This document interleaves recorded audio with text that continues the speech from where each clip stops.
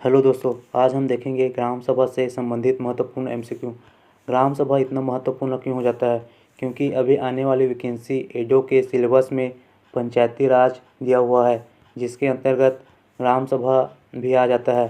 साथ ही व्यापम के होने वाले सभी एग्जाम में ग्राम सभा से संबंधित प्रश्न पूछे जाते हैं। जैसे एसआई में भी पूछे गए, सीजीपीएससी में भी इससे संबंधित प्रश्न आ जाते हैं। ग्राम सभा के बारे में हम वन लाइन एमसीक्यू देखेंगे, जैसे क्वेश्चन रहेगा फिर आंसर, क्वेश्चन आंसर देखेंगे।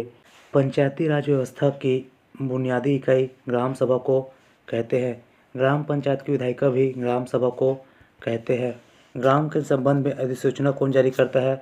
अधिसूचना राज्यपाल जारी करता है। जब ग्राम सभा की बैठक हो तो उसे कितने दिन पूर्व सूचना दी जाती है?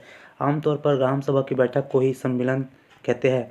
यदि सामान्य बैठक हो तो उसे 7 दिन पूर्व सूचना दी जाती है, और यदि विशेष बैठक हो तो उसे 3 दिन पूर्व सूचना दी जाती है।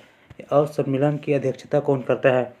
अध्यक्षता या तो सरपंच करता है, यदि सरपंच न हो तो उप सरपंच करता है।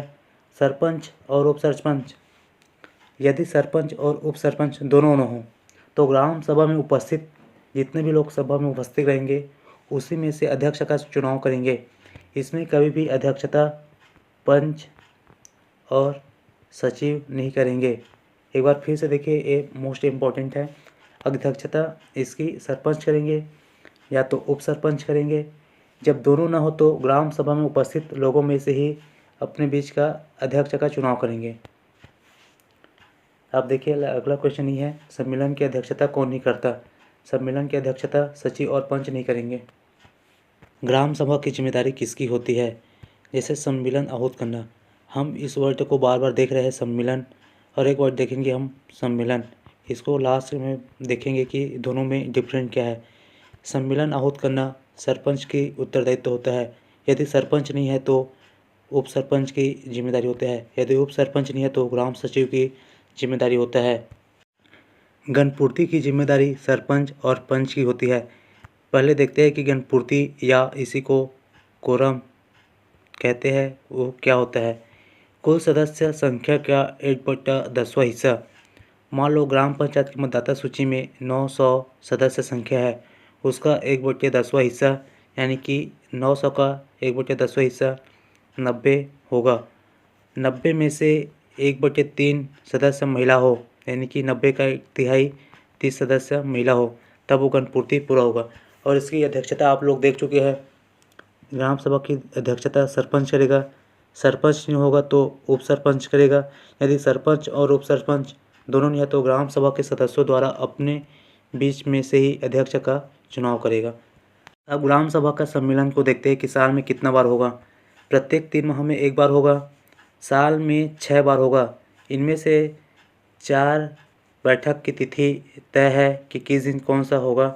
इनमें से पहला है 23 जनवरी को होगा, 14 अप्रैल को होगा, 20 अगस्त को होगा, 2 अक्टूबर को होगा, और बच गए 2। जून माह में कोई भी दिन अपने से डिसाइड होगा, उसमें से होगा, और एक नवंबर में होगा। आप जून से ही याद रखो, जून और न से नवंबर। इसको याद रखने का एक तरीका है, जैसे कि 23 जनवरी सुभाष चंद्र बोस की जयंती, इसको पराक्रम दिवस के रूप में मनाते हैं। 14 अप्रैल डॉक्टर भीमराव अम्बेडकर की जयंती।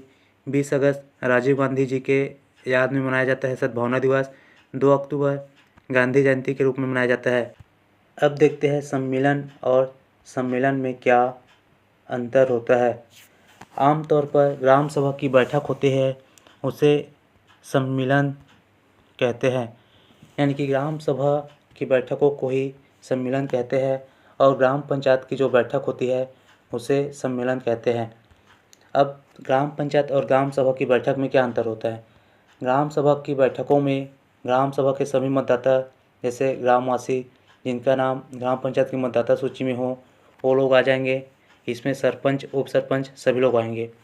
और ग्राम पंचायत की बैठक में ग्राम प्रतिनिधि जैसे सरपंच, उप सरपंच, पंच होते हैं। इसी को सम्मेलन कहते हैं।